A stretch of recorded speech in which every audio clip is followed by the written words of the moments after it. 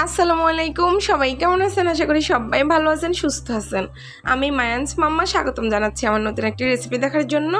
আর আমার আজকে রেসিপি হচ্ছে গরুর মাংস আলু দিয়ে রান্না করবো। আর আমি এটা কীভাবে রান্না করি সেটাই আজকে আপনাদের সাথে শেয়ার করতেছি। আমি এখানে 1 কেজি পরিমাণ গরুর মাংস নিয়েছি। এখানে তেজপাতা, ধনিয়া, মরিচের গুঁড়া, সব ধরনের গরম মশলা নিয়েছি। আর এখানে জিরে ধনিয়ার গুঁড়া একসাথে নিয়ে নিয়েছি পেঁয়াজ কুচি। আর এখানে আলু কেটে নিয়েছি। আর আমি আজকে সরষের তেলে রান্নাটা করব। আর চলেন মূল রান্নায় যাই। একদম নতুনদের জন্য আজকের এই রান্নাটা, যারা নতুন নতুন রান্না শিখতেছেন, প্রথমে চুলা একটি পাতিল বসিয়ে দিলাম। এর মধ্যে দিয়ে দিলাম সরিষার তেল। আর আমি তেলের পরিমাণটা একটু বেশি দিয়েছি, যেহেতু আমি এটা আলু দিয়ে রান্না করব। এরপর আমি দিয়ে দিলাম এখানে তেজপাতা। এই তেজপাতাটা একটু নেড়েছে আমি এখানে গরম মশলা জাতীয় সব কিছু দিয়ে দিলাম, এলাচ, দারচিনি আর লং, গোলমরিচ সব দিয়ে দেওয়ার পর আমি এটা 2 মিনিট ভাজার পর আমি এখানে পেঁয়াজ কুচি দিয়ে দিয়েছি। আর পেঁয়াজগুলোকে আমি একটু নেড়ে ছেড়ে কিছুক্ষণ নরম করে ভেজে নেব।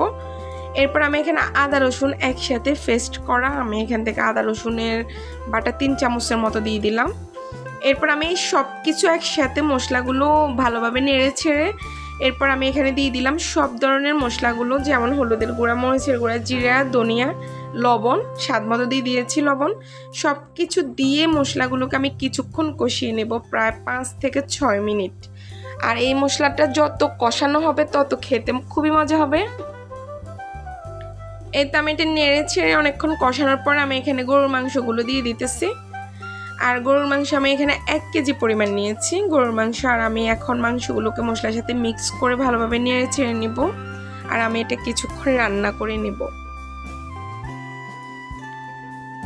আর এখন পর্যন্ত আমি কোনো পানি ব্যবহার করি নাই, যতক্ষণ পর্যন্ত এটা থেকে পানি না বের হয় রান্নাটা। কিছুক্ষণ পর মাংস থেকে পানি বের হয়ে যাবে, আর সেই পানি দিয়ে মাংসটা অর্ধেক সিদ্ধ করে নিব। এখন আমি ঢেকে দিলাম, ফিরে আসবো কিছুক্ষণ পর। এটা আমি এখানে 15 মিনিট পরে আসলাম। একদম চুলার আঁচটা মিডিয়াম লোয়ে ছিল। আর এই তো চলে আসলাম, এখন মাংসটাকে নেড়ে ছেড়ে ভালোভাবে দেখতেছি। আর মাংসটা প্রায় 50% মতো সিদ্ধ হয়ে গেছে। আমি এখন এই অবস্থায় এখানে 2 কাপ পানি দিব। আমি খুব বেশি পানি দিব না, এখন 2 কাপের মতো পানি দিয়ে আমি নেড়ে ছেড়ে এখন ঢেকে কিছুক্ষণ রান্না করে আবার আলুগুলো এখন দিয়ে দিলাম। এবার ভালোভাবে নেড়ে ছেড়ে এবার আমি পানিগুলো শুকিয়ে যাওয়া পর্যন্ত রান্না করে নিব। এখন আমি ডেকে দিলাম, আবার 20 মিনিটের মতো রান্না করব। আমি একদমই রান্নার লাস্ট পর্যায়ে আসছি। আমি এখানে 1 চামচের মতো দিয়ে দিলাম গরম মশলার গুঁড়া। আর আমি এখানে দিয়ে দিব 7-8টার মতো কাঁচামরিচ, একদমই ফ্লেভারের জন্য। আর কাঁচামরিচ, আস্ত কাঁচামরিচগুলো দিলে একদমই ঝাল হবে না, খুবই সুন্দর ফ্লেভার আসবে। এতে আমি 2 মিনিটের মতো রান্না করে নামিয়ে নিলাম। আর দেখতে পাচ্ছেন খুবই সুন্দর আলু দিয়ে গরুর মাংসের ঝোল। আর এটা খেতে কার না ভালো লাগে বলেন? আর আপনাদের কাছে রেসিপিটা কেমন লাগছে অবশ্যই আমাকে কমেন্ট বক্সে জানাবেন। যারা আমার ফেসবুক পেজে দেখতেছেন তারা আমার পেজটি ফলো করবেন, লাইক কমেন্ট শেয়ার করবেন।